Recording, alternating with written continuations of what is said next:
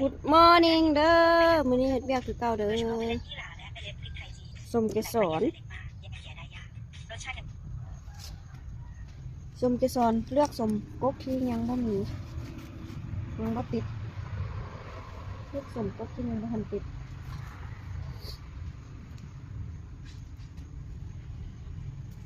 เป็นจังได๋เนาะมื้อนี้อากาศทางบ้านแต่ละคนแขวงเวียงจันทน์มื้อนี้อากาศครึมๆเด้อฟ้าบดบ่มีฝนแต่บดมีแต่ฟ้าบดเดี๋ยวจะเอาให้เบิ่งตะเวนบ่เห็นตะเวนเห็นบ่เห็นตะเวนมื้อนี้น่ะมีแต่ขี้เฟือกพวกนี้นี่บ่มีมากมื้อนี้มื้อที่5แล้วบ่มีมากไม่ได้กินแล้วไม่มีมากมีแต่แหน่งไม่มีมากได้5 มื้อละมากค่ะกระซำนี้บ่มีแดดนะช่วงใดอากาศบ่ดีเป็นอันนี้แหละหมากแดงนะบ่ใหญ่ได้5 มื้อแล้วเดี๋ยวนี้น้อย5 มื้อสันไว้น้อยๆนะปลาบดหลายมื้อซ้อนกันละเดี๋ยวนี้นะแหน่งกันน้อยๆแหน่งน้อยอากาศบ่ดีอากาศฟ้าบดมืดครึมอยู่น้อยกับบ่เยอะเป็นน้อยนานเยอะนะยามนี้แหละเดือนนี้ไปหาเดือน2แหละปลูกมะแตงนานเยอะสามีประดิษฐ์ให้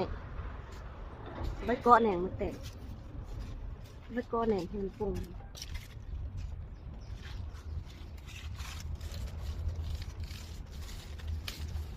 บ่ไ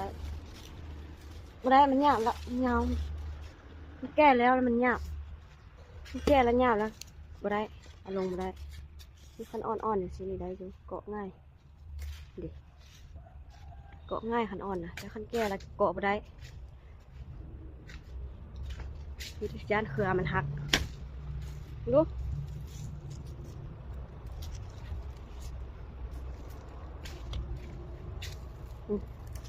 นี่แหละเดี๋ยวพาให้เบิ่งยอดนั้นเห็นบ่เห็นยอดนั้นบ่ดิยาวๆนี่ออกก่อนได้บ่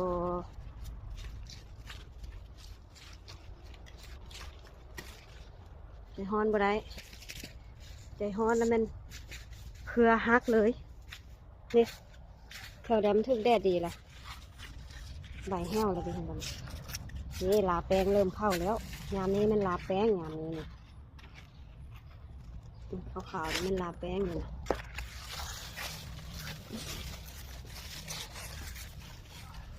สุดนี้ต่อไปละลายงามแต่ว่าหน่วยบ่ค่อยใหญ่หน่วยน้อยไม่ทำตัวแมงนี่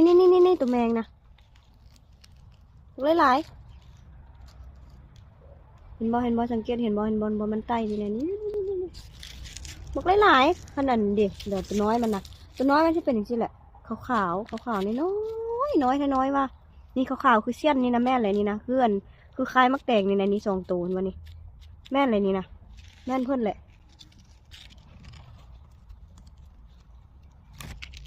มันแก่เนาะนี่กินครับก็เป็นอย่างแล้วใบมันแก่แล้วแต่ต้นมันยังน้อยนี่อันตรายนี่ยอดกระจุนไปยืดถึงวันนี้ต่างกันนะเลยอันนี้ตัวแมงกินอันนี้ตัวแมงไม่ได้กิน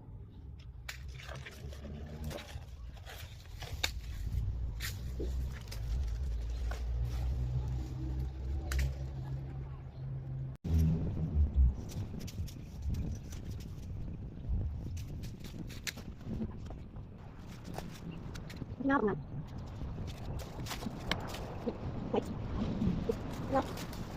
ลากเลยได้กำพากมันจะเอา